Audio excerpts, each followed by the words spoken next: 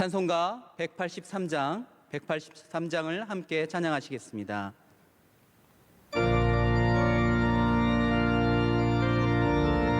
조금 빨리 찬양하겠습니다.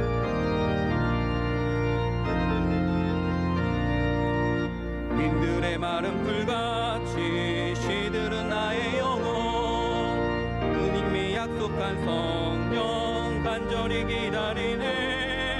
가물음에 마른 땅에 단비를 내리시듯 성령의 단비를 부어 새 생명 주옵소서. 반가운 빗소리 들려 산천이 춤을 추네. 봄비로 내리는 성령 내게도 주옵소서. 가물음에 마른 땅에 단비를 내리시듯 성령의 단비를 부어 새 생명 주옵소서. 절 따라 우로를 내려 조목이 무성하니 갈급한 내 심령 위에 성령을 부으소서. 가물음에 마른 땅에 단비를 내리시듯 성령의 단비를 부어 새 생명 주옵소서. 참되신 사랑의 언약 어길 수 있사오랴. 오늘의 흡족한 은혜 주실 줄 믿습니다. 가물음에 마른 땅에 단비를 내리시듯 성령의 단비를 부어 새 생명 주옵소서. 오늘 우리에게 주신 하나님의 말씀은 신약성경 히브리서 8장 7절에서 13절까지의 말씀입니다. 신약성경 히브리서 8장 7절에서 13절까지의 말씀입니다. 신약성경 360면에 있습니다. 이 말씀을 제가 한 절, 여러분이 한 절 교독하시고 마지막 13절은 함께 읽도록 하겠습니다. 저 첫 언약이 무음하였더라면 둘째 것을 요구할 일이 없었으려니와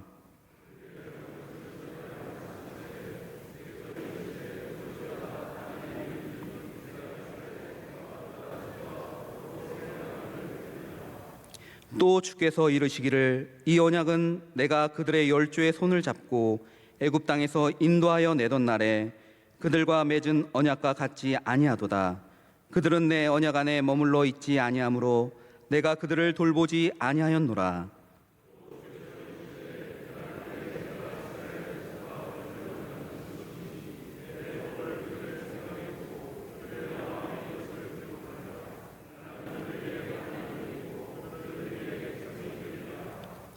또 각각 자기 나라 사람과 각각 자기 형제를 가르쳐 이르기를 주를 알라 하지 아니할 것은 그들이 작은 자로부터 큰 자까지 다 나를 알미라.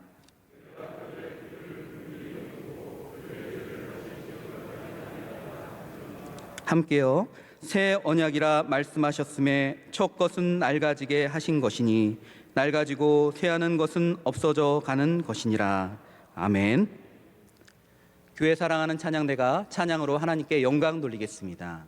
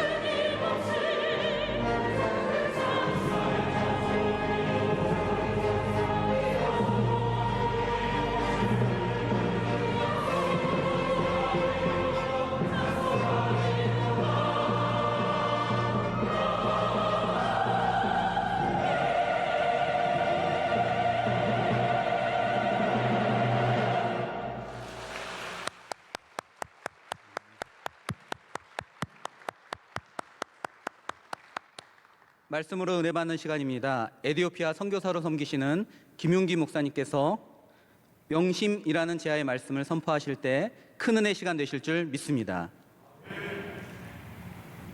저는 에티오피아에 간 지가 이제 한 7년 정도가 되었습니다. 제가 7년 정도 에티오피아에서 사역을 하면서 여러 많은 것들을 느끼게 되는데, 그중에 특별히 이제 저희에게 와서 사람들이 이런 질문을 자주 합니다. 목사님, 사역 중에 뭐가 제일 어렵습니까? 그런 얘기를 많이 합니다. 저는 개인적으로 초기에는 언어가 정말 어려웠습니다. 그래서 저는 아마리그를 직접 배우려고 노력을 했기 때문에 아마리그를 배우는 것이 대단히 어렵고 힘들었지만, 시간이 가면 갈수록 제가 많이 느끼는 것 중 한 가지는 실제로는 언어가 중요한 게 아니고 관계가 중요한 것이구나 라는 사실을 가면 갈수록 많이 느끼게 됩니다. 처음에는 사람들이 언어 문제 때문에 힘들어하다가 나중에는 관계 문제 때문에 대부분 사람들이 실족하거나 또는 우리 컴파운드를 떠나는 것을 제가 종종 보게 되었습니다. 근데 이런 인간관계에 가장 중요한 것이 뭐라고 저는 생각이 되었느냐 하면, 첫째는 신앙이고 말할 필요도 없이, 두 번째는 그 사람의 신앙적 인격이 참 중요한 것이 아닌가, 그런 생각을 가지게 되었고요. 조금 더 나아가서 보게 되면은 그 사람의 철학이나 생각 또는 그 사람의 좌우명, 그 사람의 어떤 삶의 방침, 이런 것이 실제로 그 사람의 인격과 신앙도 움직이는 게 아닌가, 그런 생각을 개인적으로 해봤습니다. 이번에 고인이 되시지만 우리 조영기 목사님 잘 알지 않습니까? 삼박자 축복이라고 전 세계에 알려진 그런 조영기 목사님의 어떤 그 목회 방침이라 그래야 되겠습니까? 어떤 그런 철학을 가지고 목회를 하셔서 75만 명의 사람들의 성도들이 모이게 되었습니다. 우리 원로 목사님 명성교회도 우리가 곰곰이 생각해 보면, 오직 주님 7년을 하루같이, 제가 우리 에티오피아에 있으면서도 이 얘기 자주 합니다. 오직 주님 7년을 하루같이, 이 정신으로 오늘의 명성교회가 되었다라고 생각해 볼 수 있습니다. 그래서 교회나 또는 우리 어느 단체든지 또는 아니면은 개인이든지 또는 그 누구든지 정말로 중요한 것 중 하나가 우리의 마음 안에 무슨 생각을 갖고 일하고 사역을 하느냐, 이게 정말로 중요한 것이다라는 생각을 하게 됩니다. 중국 한나라에 최원이라는 사람이 있었다 그럽니다. 이 사람은 자기 형이 어떤 한 괴한에게 피사를 당해서 죽게 되는 모습을 보고, 내가 저놈을 가만히 둬서는 안 되겠다라는 생각이 들어서 결국 그를 죽이게 됩니다. 그것 때문에 쫓겨 다니다가 결국은 이 형사들에게 체포되어서 감옥에 들어가게 됩니다. 사람을 죽였으니까 얼마나 많은 세월을 감옥에서 보내야 되겠습니까? 많은 세월 동안 감옥에서 보내다가 머리가 희끗희끗해지고 나이가 많아지고 난 다음에 이제 거기에서 출소를 하게 되어서 감옥에서 출소를 하게 되었습니다. 출소를 하고 자기 삶을 쭉 돌아보니까 자기 인생이 특별히 해놓은 것도 없이 사람 하나 죽이고 감옥 생활한 거 외에는 별로 한 게 없는 것입니다. 그래서 너무 마음이 아프고 답답해서 그 스스로 생각하기를, 내가 이렇게 살아서는 안 되지, 남은 인생이라도 올바로 살아야지 라는 마음에 자기 좌우에 글을 새겼다 그럽니다. 좌우에 글을 새기고 그 글을 바라보면서 일생을 살았다 그럽니다. 그래서 거기서 나온 말이 뭐냐 하면 좌우명이라고 하는 이야기입니다. 그런데 이런 좌우명을 따라 산 사람 중에 가장 대표적인 우리나라 사람 한 사람을 들으라고 한다면, 저는 우리나라 고려 말기의 중신 중에 최영 장군을 들 수 있지 않는가, 그런 생각을 해봤습니다. 여러분, 최영 장군이 어떤 분인지 여러분 아시죠? 저는 어렸을 때에 우리 여자애들이 고무줄 놀이를 하면서 황금을 보기를 돌같이 하려 이르신 아버님 뜻을 받들여 한평생 나라 위에 사시셨으니 결의의 스승이라 최영 장군, 그 노래가 있었습니다. 그 우리가 그 노래 부르고 같이 이렇게 고무줄 놀이하고 할 때에 같이 놀았던 기억이 있는데요. 황금을 보기를 돌같이 하라 라고 하는 아버지의 유언을 받들었던 사람이 이 최영 장군입니다. 원래 이 최영 장군의 아버지는, 최영 장군의 가문은 이 고려 초기부터 대단히 개국 공신 중 하나가 이 가문이었다 그럽니다. 그의 할아버지도 요즘 우리로 말하면 한 장관직을 지냈고, 그의 아버지는 당시 감사원장을 지냈는데 고려 말기가 얼마나 타락했는지 이 사람을 만나도 부패한 것밖에 없고 저 사람을 만나도 부패한 것밖에 없는 너무나 타락한 그 마지막 시대를 보고 살았던 사람이 바로 최영 장군의 아버지였습니다. 그 아버지가 마지막 죽으면서 그의 아들에게 남긴 유언이 뭐였느냐 하면 견금여석이라고 하는 단어입니다. 이 견금여석이 볼견자, 세김자, 같을역자, 돌석자입니다. 다르게 쉽게 말하면 우리나라 말로 말하면 황금을 보기를 돌같이 해라. 물질의 마음 매이지 마라. 거기에 너희 마음 뺏기지 마라.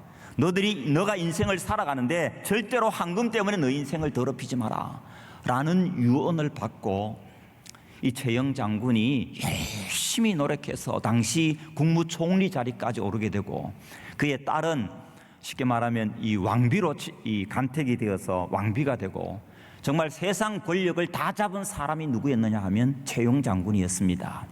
그럼에도 불구하고 그는 이 세상의 부정부패와 타협하지 않고 끝까지 자기의 삶을 지켜갔던 사람, 자기의 순결한 믿음을 지켜갔던 사람, 이 사람이 누구였느냐 하면 최영 장군이었습니다. 조선이 이제 개국을 하면서 이성계가 최영을 해유하기 위해서 최영을 불렀습니다. 나하고 손을 잡아서 같이 조선을 한번 일으켜보자 라고 이야기했을 때 이 최영 장군은 나는 고려의 마지막 계례지가 될지언정 나는 조선의 사람이 되고 싶지 않다. 그러면서 끝까지 자기의 지조를 지키며 고려의 중심으로 가기를 원했습니다. 그때 이성계가 죄도 없는 최영 장군에게 죄를 뒤집어 씌워서 마지막 죽이게 될 때에 최영 장군에게 할 말이 없느냐라고 물었습니다. 그때 최영 장군이 한 말이 뭐였느냐 하면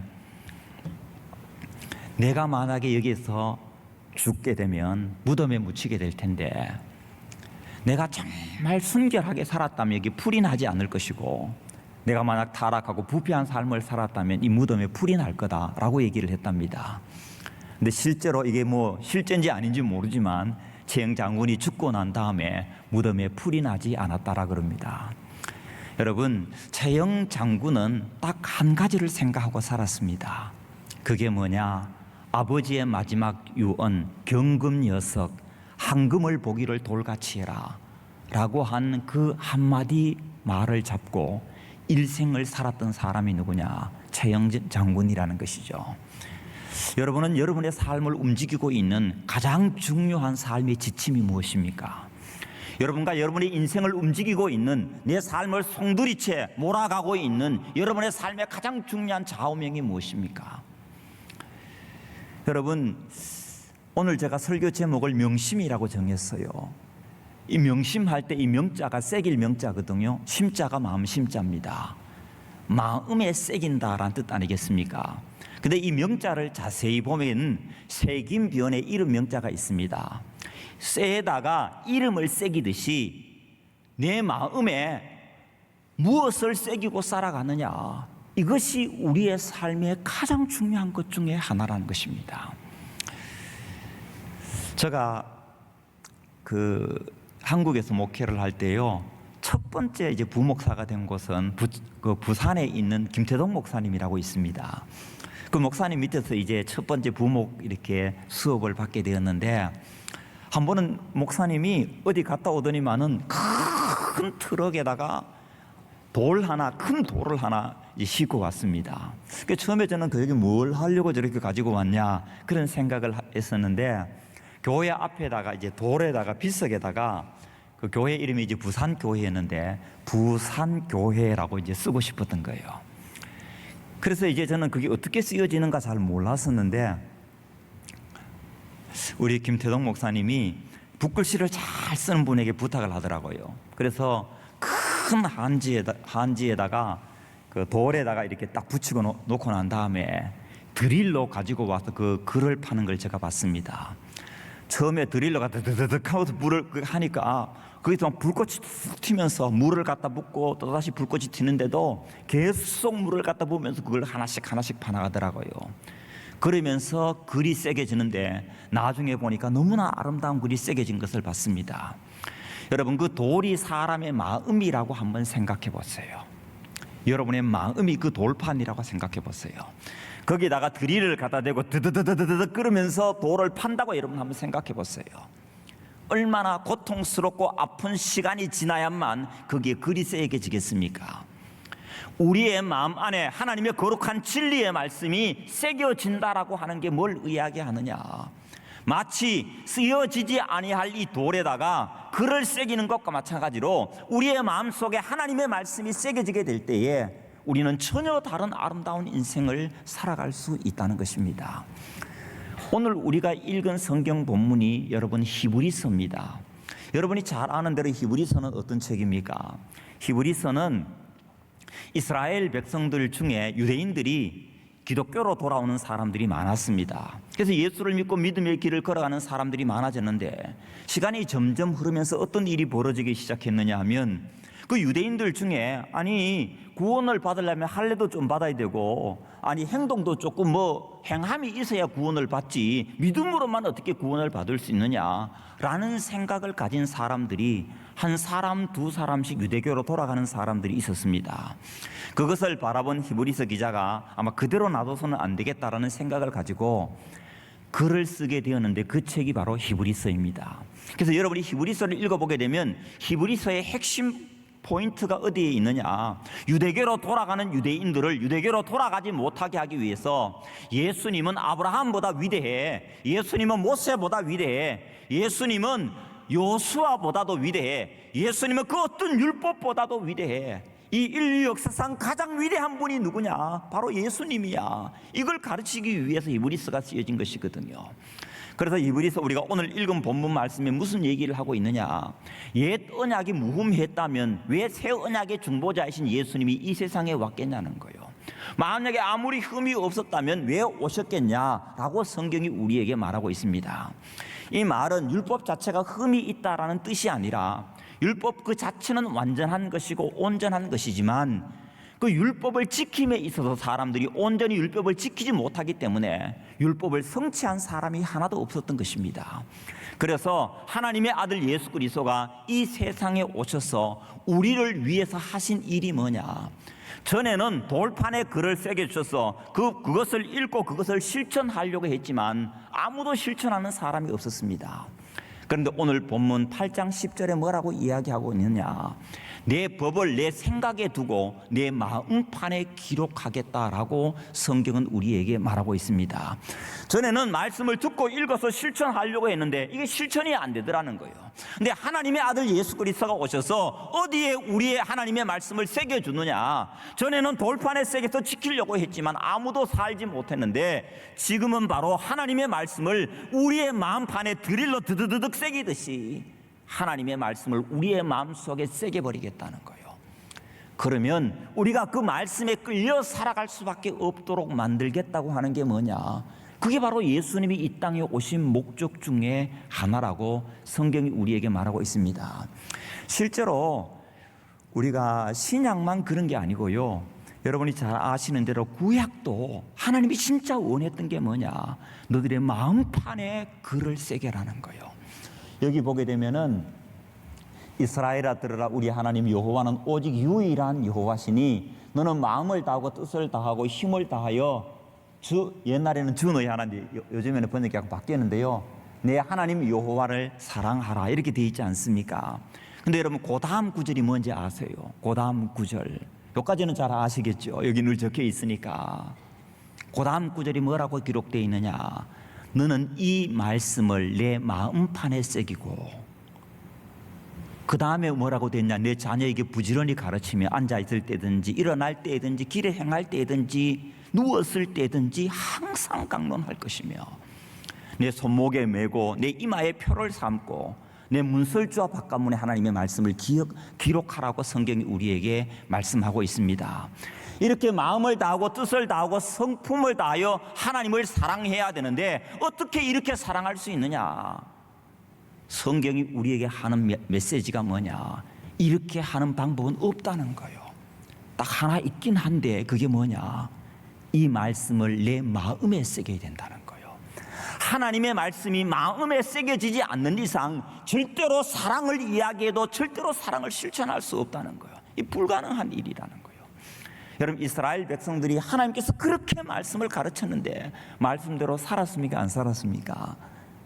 저도요, 목회를 하면서 가장 큰 고민 중 하나가 말씀에 대한 얘기는 하지만 지키는 사람이 많지 않다는 거예요.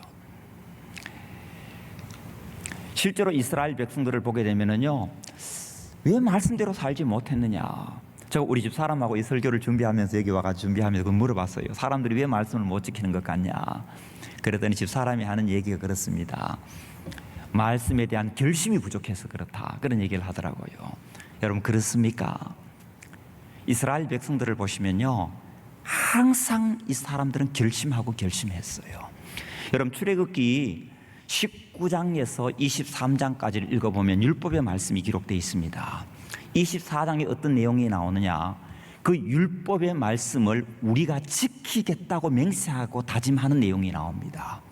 그래서 모세가 어떻게 하느냐, 너들 정말 지키겠느냐? 지키겠습니다. 그래서 모세가 그들을 데리고 이스라엘 백성들을 다 모으고 난 다음에 뭘 하느냐, 번제와 화목제를 드리고 너들이 하나님의 말씀을 지키지 않을 때 어떻게 되겠냐, 반드시 하나님의 말씀을 지켜야 된다라고 하는 맹세와 언약을 하게 돼요. 그랬던 이스라엘 백성들이 어떻게 되느냐, 여러분이 성경 출애굽기 32장에 가보게 되면은요, 바로 이스라엘 백성들이 금송아지를 섬기고 그 금송아지를 만들어 놓고 우리를 애굽에서 인도해낸 신이 바로 이 금송아지라고 고백했던 사람들이 누구냐, 이스라엘 백성들이었습니다. 그들이 결심이 부족해서 하나님의 말씀을 지키지 못했느냐? 그렇지 않더라는 거예요. 또 여러분, 우리가 여호수아서를 딱 가보게 되면은요, 여호수아의 마지막 유언이 여러분 뭡니까? 너희들이 만약에 여호와를 섬기지 않는 것이 너희 눈에 좋지 않게 보이거든, 너희들이 강 저편에서 섬기던 신이든지 아니면 너희들이 거주하는 땅 아모리 사람의 신이든지 오늘 너희 섬길 자를 택해라. 나와 내 집은 오직 여호와를 섬기겠다고 말한 사람이 누굽니까? 여호수아입니다. 그런데요, 여러분, 여호수아서를 계속해서 읽어보게 되면 여호수아만 이렇게 결심했느냐? 그렇지 않습니다. 온 이스라엘 백성들이 하나같이 했던 얘기가 뭐냐? 우리도 그렇게 살겠습니다. 우리도 이렇게 달려가겠습니다. 우리도 이렇게 하나님의 말씀을 준행하겠습니다. 이게 뭐냐? 이스라엘 백성들의 결심이었다는 거예요. 그런데 어떻게 되었습니까? 이들이 이렇게까지 결심했는데 결심한 대로 살았습니까? 그렇지 않더라는 거예요. 여러분, 사사기에서 들어가 보면요, 바로 하나님을 떠납니다. 그리고 사사기는 우리가 잘 알고 있는 것처럼 이스라엘 역사상 가장 깊은 영적 암흑기가 사사기 때 도래하게 됩니다. 그러니까 이스라엘 역사상 가장 타락했을 때가 언제냐? 사사기서라는 거예요. 그렇게 다짐하고 결심했던 그 사람들이 왜 하나님 말씀대로 살아갈 수 없었냐는 거예요. 결심이 부족했습니까, 여러분? 마음에 어떤 다짐이 부족했습니까? 그렇지 않습니다, 여러분. 근데 왜 이렇게 지키지 못했냐? 여러분, 그 이유가 뭔지 아십니까? 사실은 알고 보게 되면요, 결심을 너무 잘하기 때문에 결심을 지키지 못했던 거예요. 이게 무슨 말이냐? 여러분 혹시 여러분 자녀들 중에 뭐 남자친구가 생기고 그런 뭐 딸을 돕거나 아니면 뭐 여자친구를 사귄 그런 아들 없습니까? 여러분이 생각할 때는 아니, 저놈 따라가게 되면 분명히 망할 것 같은데 가진 것도 없고 능력도 없고 아무것도 없는데 왜 저놈을 좋아하느냐? 저렇게 생긴 저 아들을 좋아하느냐? 저 남자친구를 좋아하느냐? 그런 마음 들 때 없습니까? 그래도 부모들이 야, 제발 좀 그만해라. 다른 사람 많은데 회필 그 사람이냐? 아무리 이야기해도 부모 말 듣습니까? 안 듣습니까? 안 듣습니다, 여러분. 왜 그렇습니까? 이미 마음에 그 남자가 새겨져 있는 거예요. 이미 이 남자밖에 없다라는 마음이 내 안에 새겨져 있으니까 부모가 아무리 말해도 그건 잔소리로 들리는 거지 부모의 말씀에 그대로 순종하고 싶은 마음이 하나도 없는 것입니다. 중독 걸린 사람들 여러분 보세요. 알코올 중독자, 술 중독자, 뭐 중독자들 많잖아요. 이 중독자들이요, 다짐하고 다짐하는 돌아서면 또다시 같은 일을 반복합니다. 술 먹던 사람 또다시 술 먹고, 담배 피우던 사람 다시 담배 피우고, 게임하던 친구 다시 게임하고, 그러지 않습니까? 제가 한 얘기 해볼까요? 우리 가정 얘기해서 조금 죄송한데요, 우리가 8남매에 우리 형제가 6형제고요, 근데 이제 첫째 형은 돌아가셨고 일단 5형제가 있는데 저는 뭐 고스톱을 전혀 칠 줄 모릅니다. 근데 우리 형제들 중에 저를 빼고 다른 형제들은 다 고스톱을 잘 쳐요. 모이면 미나토처럼 이렇게 추석 때가 이렇게 되면은 고스톱을 치고 이렇게 하는데요. 한 번은 저는 못 치니까 옆에 뭐 이렇게 멀리 떨어져 가지고 뭐 다른 일을 하든지 아니면 형님들 고스톱 치는 거 멀찌감치 이렇게 보든지 그렇게 하면서 시간을 보내게 되는데 한 번에 형제들끼리 싸운 거예요. 막 싸움이 격해지는데요. 이거 어떻게 하면 좋겠나 나도 막 걱정이 되더라고요. 형이 몇째 형이라고는 말하지 않겠습니다. 형 중에 한 명이 벌떡 일어나더니만은 내가 다시는 고스톱 치지 않는다. 내 고스톱 내가 치면은 내 손에 장을 찢어라. 그러면서 부엌으로 뛰어가더니만은요 식칼을 들고 손가락을 도마에 놓고 진짜 찍어버렸어요. 물론 끄트머리 조금 찍었습니다. 나는 그때 어떤 생각을 했느냐, 이제 우리 집에 고스톱은 끝났구나 그런 생각을 했어요. 이제 더 이상 우리 집에 고스톱 치는 일은 없겠구나. 아니 형제들끼리 계속 모일 수 있겠냐 이런 생각까지 들더라니까요. 근데 그 다음 추석이 돼가지고 다시 고향에 내려갔더니 그렇게 손가락 잘랐던 형이 쫙 당기고 있는 거예요. 근데 그거 보고 깜짝 정말 이제는 끝났다고 생각했거든요. 손가락 자를 정도의 결심인데도 지켜지느냐, 이게 안 되더라는 거예요. 결심이 부족해서 안 되는 게 아니라는 거예요.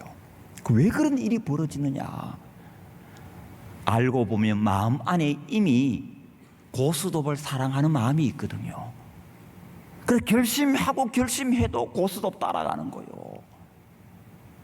그래서 결심만 가지고 사람이 안 되더라는 거예요. 그럼 여러분 마음속에 이런 생각이 들 수 있겠죠.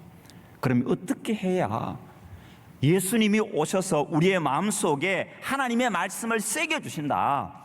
내 생각을, 내 법을 너희 생각에 두고 이 법을 너희 마음에 내가 새기겠다. 내가 너희 마음에 기록하겠다라고 오늘 본문이 말씀했었는데 어떻게 이런 일이 우리 가운데 실제로 일어날 수 있냐는 거예요. 저는 이걸 곰곰이 말씀을 준비하면서 생각을 해봤어요. 여러 가지 방법이 있겠더라고요. 하나가 뭐냐 하면은 하나님이 우리 마음속에 말씀을 새기는 방법 중 하나가 저는 고난이라고 생각해요. 죽어도 안 되던 사람도요 진짜 어려운 일 만나면 어떻게 되느냐, 항복하게 되는 경우가 많아요. 여러분 욥 같은 경우에 어떻습니까? 우리가 내가 더 이상 설명하지 않겠습니다. 욥이 얼마나 큰 어려움을 겪습니까? 아내까지 와서 하나님 저주하고 죽어라고 얘기합니다. 그런 말을 들었던 욥이 마지막에 뭐라고 고백합니까? 내가 전에는 귀로 들어서 하나님 알았는데 이제는 눈으로 보듯이 하나님을 알게 되었다. 그런 말을 합니다. 이 말이 무슨 말입니까? 전에는 하나님 말씀 들어서 아는 정도의 그 정도로 마음에 새겨졌다면 지금은 내가 눈으로 보듯이 경험하듯이 하나님의 말씀이 내 마음속에 새겨져 있다고 고백하는 모습을 보게 됩니다. 그래서 성경은 우리에게 뭐라고 이야기하느냐, 너에게 만약에 징계가 없다면 참아들이 아니라는 거예요. 정말 하나님의 아들이라면 당연하게 징계가 있고 당연하게 어려움이 있고 고난이 있다라고 성경은 우리에게 이야기하고 있습니다. 그리고 또 하나 하나님의 말씀을 우리의 마음속에 새기는 방법이 뭐냐, 제가 생각할 때는 저는 묵상이나 기도 같은 것이 아니겠나 이런 생각을 해봐요. 여러분이 성경을 읽어보게 되면 여호수아서를 읽어보게 되면은 하나님께서 여호수아에게 뭐라고 이야기합니까? 이 율법책을 내 입에서 떠나지 말게 하며 주야로 그것을 묵상하여 그 가운데 기록된 대로 다 지켜 행하라. 그리하면 내 길이 형통하게 될 것이고 내 하는 일이 다 평탄하게 될 거다라고 성경이 말하지 않습니까? 여기도 우리가 보게 되면은 하나님의 말씀을 묵상하여 주야로 묵상함을 통해서 어떻게 됐느냐, 하나님의 말씀이 우리 마음 가운데 깊이 새겨지는 거예요. 저는 이런 생각을 해봤습니다. 묵상의 강도가 얼마나 강하냐에 따라 가지고요 새겨지는 깊이가 달라지는 것 같아요. 어떤 사람은 1cm 정도밖에 안 새겨진 사람이 있으면 어떤 사람은 10cm 세게진 사람이 있을 수 있고요. 어떤 사람은 뭐 20cm 세게진 사람이 있을지 모르겠어요. 내가 예를 들어서 이제 얘기를 한다면 그렇다라는 것이죠, 여러분. 제가 신학대학을 다닐 때에 우리 학교가 한번 발칵 뒤집힌 일이 있었습니다. 그때 무슨 일로 뒤집혔느냐 하면 주기철 목사님 기념탑이 있었는데 누가 그랬는지는 모르지만 스프레이를 가지고 기념탑에 갖다 막 뿌려버린 거예요. 그러니까 그 기념탑이 어떻게 돼버렸느냐, 스프레이를 막 칠해버리니까 그 페인트로 그게 막 이렇게 돼버리니까 이게 막 교수들도 학생들도 난리가 난 거예요. 어떻게 누가 어느 놈이 이렇게 했냐, 난리가 났습니다. 그래서 이게 신문까지 났는지 모르겠어요. 이 문제로 이렇게 막 떠들었던 기억이 나요. 그렇게 너무 이것이 심각하게 생각했는데 그 다음 날 가보니까 아무렇지도 않는 거예요. 멀쩡하게 괜찮은 거예요. 왜냐하면 스프레이로 뿌린 거를 뭐 이렇게 신나 같은 걸 뿌려가지고 닦아버리니까 깨끗하게 닦여버린 거예요. 여러분, 왜 깨끗하게 닦일 수 있었습니까? 왜 거기에 글자가 쓰여진 것은 아무런 영향력이 없었겠습니까? 그 빗석이 파여서 1cm 정도 이렇게 깊이 파여서 새겨져 있었기 때문에 아무리 신화를 뿌려도 아무런 영향력을 미칠 수 없었던 것입니다. 여러분, 우리의 마음과 심령 속에 하나님의 말씀이 1cm 깊이 파인 사람이 있고요, 2cm 파인 사람이 있고 5cm 파인 사람이 있고 10cm 파인 사람이 있다니까요. 깊이 파여 있는 사람은 그 어떤 것으로도 그 사람을 변화시킬 수가 없어요. 왜냐하면 이미 그 사람 마음속에 박혀 있으니까 빼낼 수가 없는 거죠, 여러분. 그게 바로 뭐냐, 하나님의 말씀을 깊이 기도하고 묵상할 때에 하나님의 말씀이 우리 가운데 깊이 뿌리 박히게 된다는 것입니다. 제가 한 가지 더 얘기하겠습니다. 제가 진짜 중요하게 생각하는 거 1번, 2번이 아니에요. 내가 진짜 중요하게 생각하는 게 하나가 있는데 지금 얘기하고자 하는 겁니다. 그게 뭐냐, 우리의 마음속에 어떻게 하나님의 말씀을 명심, 새길 수 있느냐. 저는 늘 그렇게 믿습니다. 내가 그리스도 안에서 죽는 것이다, 그렇게 생각합니다. 저는 이런 훈련을 저 개인적으로는 자주 하는데요, 아침에 일어나면서 그리스도 안에서 내가 일어난다라고 생각하고, 밤에 잘 때는 그리스도와 함께 나는 죽었다, 그런 생각을 하고 자기를 원합니다. 그리고 아침에 다시 일어나면 내가 다시 그리스도와 함께 살았다라는 마음으로 생활하기를 원합니다. 저는 저 개인적으로 이것이 예수님이 결국은 새 언약을 주셔서 우리에게 하나님의 말씀을 새겨주겠다라고 말할 때 이 언약 개념이 기독교 신앙의 핵심이거든요. 근데 뭐를 통해서 결국 새기느냐, 예수 그리스도의 죽으심을 나의 죽음으로 받아들이고 주님의 죽음을 내 죽음으로 생각하고 주님의 부활을 나의 부활로 생각하고 그것을 마음에 붙잡고 살아갈 때 우리에게 뭐가 일어나느냐, 반드시 변화가 일어나게 되어 있습니다. 여러분, 세례라는 뜻이 뭔지 압니까? 세례 받았다고 세례의 삶을 사는 건 아니잖아요. 세례가 여러분 뭡니까? 세례는요, 어떤 의미로 생각해 보면 세상에 대해서 사망 진단서를 뗀 거예요. 세상에 대해서 사망 진단을 뗐다라는 말은요, 이게 무궁무진한 의미를 갖고 있습니다. 우리가 살아가는 모든 게 다 세상이잖아요.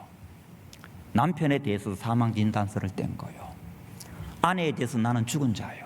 자녀들에 대해서 나는 죽은 것입니다. 사업을 하다 망했습니다. 사업 망한데 내 마음 뺏기지 않고 나는 사업에 대해서 죽었다고 생각하는 거예요.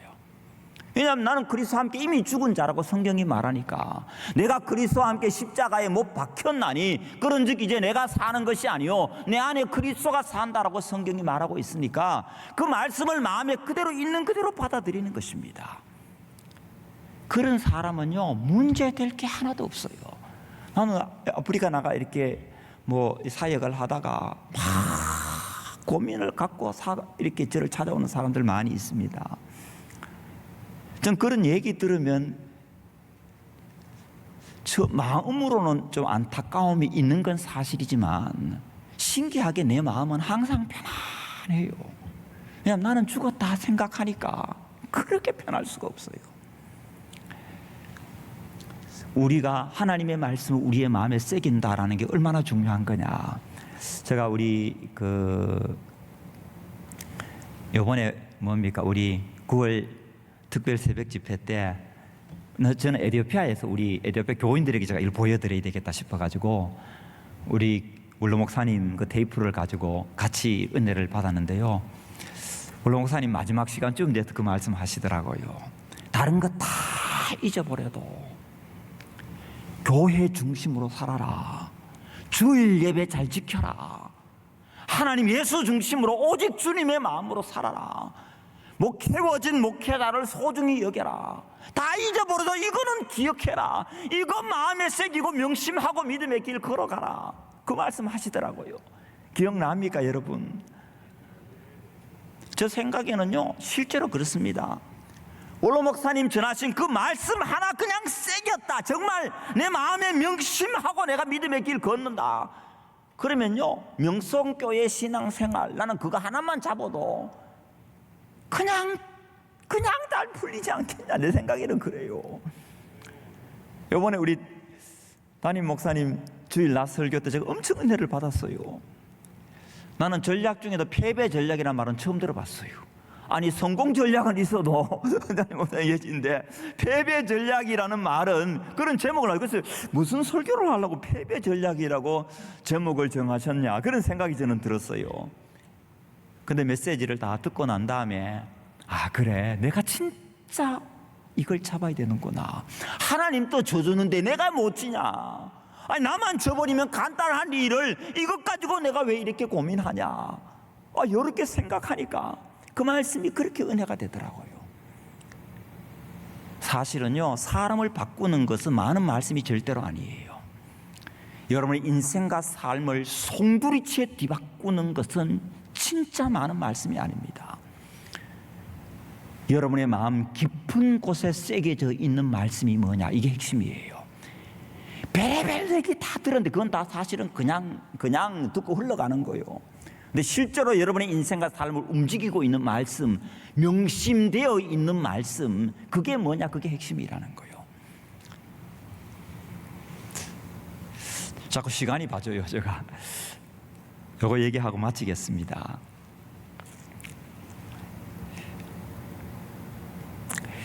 저희 컴파운드에 연세가 거의 80이 다 되신 그 의사 선생님이 계셨습니다. 학교에서도 가르치시고 여러 가지 많은 일을 하시다 지금은 이제 미국으로 들어가셨는데요. 이분이 계실 때 이제 저를 만나가지고 한참 이렇게 이야기를 하는 중에 이분이 저희한테 이런 얘기를 했습니다. 자기가 필리핀에 여행을 갔는데 충격을 받았다는 거예요. 그래서 나는 무슨 말씀 때문에 저렇게 충격을 받으셨냐 그렇게 생각을 했었는데 이 어르신이 이런 얘기를 하셨습니다. 자기가 필리핀 어느 한 묘지를 찾아갔는데 그 묘지의 묘비명이 뭐냐? 나는 행복했노라. 묘비명이 그렇다라는 거예요. 어느 선교사의 묘비명인데 나는 행복했노라 라는 묘비명이 적혀 있더라는 거예요. 자기가 그 묘비명을 보는 순간에 충격을 받았다는 거예요. 자기는 지금 나이가 80인데 80이 다 돼가는 이제 얼마 안 살면 80이 다 되는데 내가 마지막 죽으면서 나는 행복했노라 라고 내가 말할 수 있겠냐. 자신이 없다는 거예요. 그래서 제가 그 장로님한테 그런 얘기를 했습니다. 장로님 잘못 알고 계시는 겁니다. 그랬어요. 그런데 깜짝 놀라시는 거예요. 목사님 그게 무슨 말씀입니까? 장로님 그리스도인은 행복을 위해 사는 사람이 아닙니다. 마지막 죽을 때가 되어서 내가 행복했노라라고 죽는 게 행복한 그리스도인이 아니고 지금 행복한 사람입니다. 지금 예수님 때문에 행복하고 지금 주님 때문에 기쁘고 지금 주님 때문에 감사하고 지금 주님 때문에 모든 일이 은혜다 라고 말할 수 있는 사람은 마지막 무덤 앞에 서서도 무슨 말밖에 할 수 없느냐. 순간순간이 은혜로 살았으니 순간순간이 기쁨으로 살았으니 순간순간이 행복하게 살았으니 내 삶의 마지막은 행복했노라. 이 말 외에 할 말이 더 있겠냐. 그 선교사님이 행복했노라고 말한 것은 행복을 위해서 살았기 때문에 그렇게 말한 게 아니라 그의 삶의 순간순간이 행복했기 때문에 나는 행복했노라 라는 말이 나올 수밖에 없었습니다.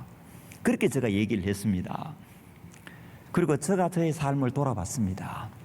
내가 선교사로 나가서 7년이 됐는데 언제 선교 사역을 마치고 돌아올지는 모르지만 내가 마지막 선교지를 떠나면서 내가 행복했노라라고 말할 수 있겠냐.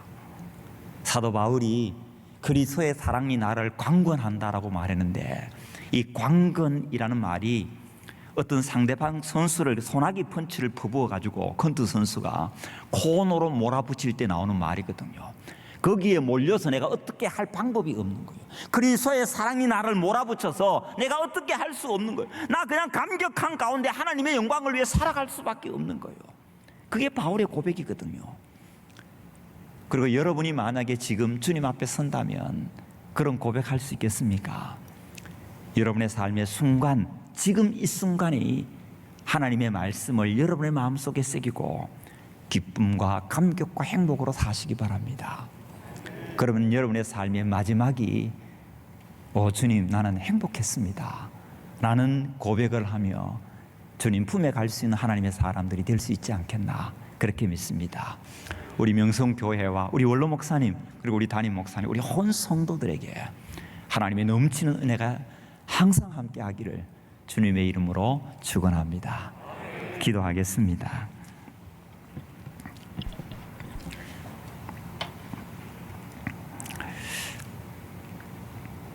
하늘에 계신 하나님, 하나님께서 오래전에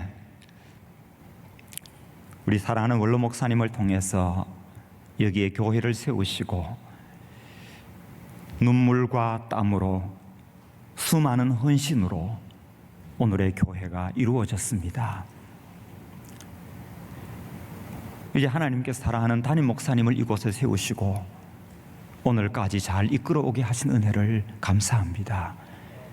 하나님의 거룩한 은혜가 사랑하는 목사님에게 부어지게 하시고 정말 이전 영광보다 더 큰 영광이 있게 하시고 온 성도들이 하나님의 말씀과 진리를 명심하고 그리스도 안에서 내게 새겨진 하나님의 말씀으로 믿음의 길을 걸어가는 복된 하나님의 사람들이 되어 주님을 영화롭게 하고 하나님을 기쁘시게 하는 복된 하나님의 교회가 될 수 있도록 성령님 늘 도와주시고 은혜를 베풀어 주옵소서. 언제나 하나님의 영광이 이곳에 머물기를 원하옵고 거룩하신 우리 주 예수님의 이름으로 기도하옵나이다. 아멘. 아멘. 찬송가 546장 1절, 2절, 4절입니다.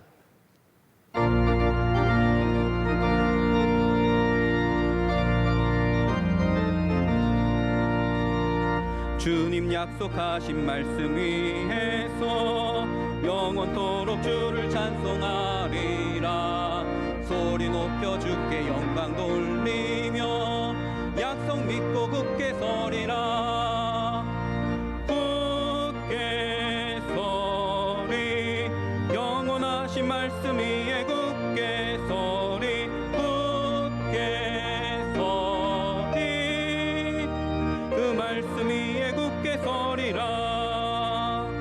주님 약속하신 말씀 위에서 세상 염려 내게 엄습할 때에 용감하게 힘써 싸워 이기며 약속 믿고 굳게 서리라. 굳게 서리 영원하신 말씀 위에 굳게 서리. 굳게 서리 그 말씀 위에 굳게 서리라. 주님 약속하신 말씀 위에서 성령 인도하는 대로 행하며 주님 품에 항상 안식 얻으며 약속 믿고 굳게 서리라.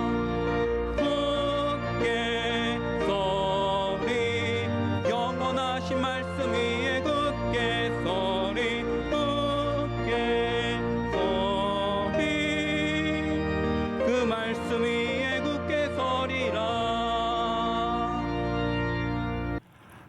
41년 전에 이곳에 교회의 기초를 놓으시고 너무 크고 놀라우신 영광을 받으신 하나님, 이 교회가 하나님 앞에 자랑스럽고 영광스러운 교회가 되게 하여 주시옵소서.